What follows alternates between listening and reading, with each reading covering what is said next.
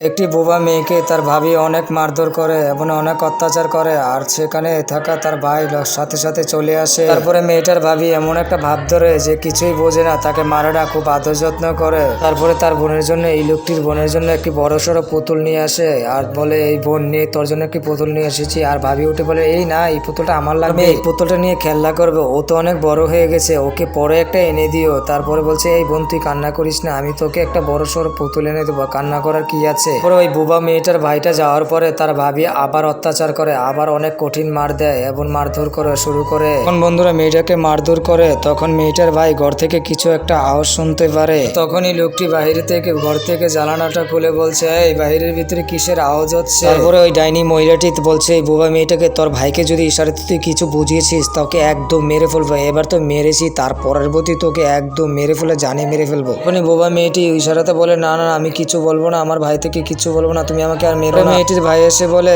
তাহলে ওকে তুমি দেখে রেখো, আমি কাজে চলে যাই, ঠিক আছে। তারপরে মেয়েটির ভাবি বলছে, আচ্ছা ঠিক আছে, আমি ওকে দেখে রাখবো, কোনো সমস্যা নাই। তখনই তার ভাই যাওয়াতে আবার মারধর শুরু করে এই মেয়েটাকে, আর মেয়েটা তো কিছু বলতে পারে না, যার কারণে এই মেয়েটা হচ্ছে কি বন্ধুরা বোবা। পরে লোকটি যখন গাড়িতে উঠতে যাবে আর তখনই চাবিটা ফেলে আসে পরে, তারপরে লোকটি বলে, না যাই বাসা থেকে চাবিটা নিয়ে আসি। আর তখনই দেখেছে তার বোনকে অনেক মারধর করছে। মহিলাটি বলছে, তুই কি ঘর থেকে বের হবি না, তোকে একদম জীবনে মেরে ফেলবো। আর তখনই মেয়েটির ভাই দৌড়ে আসে পরে সেখানে, আর তখনই দূর থেকে দেখছে লোকটি লুকিয়ে লুকিয়ে যে তার বোনকে অনেক মারধর করছে, অনেক অত্যাচার করছে। তারপরে সেই লোকটি দৌড়ে এসে বলে, কে স্টপ। তারপরে মহিলাটার স্বামীটাকে দেখে মহিলাটা অবাক হয়ে যায়, বলে, তুমি না অফিসে চলে গিয়েছো, তাহলে বাসায় কি করছো, তুমি কি করে আসছো।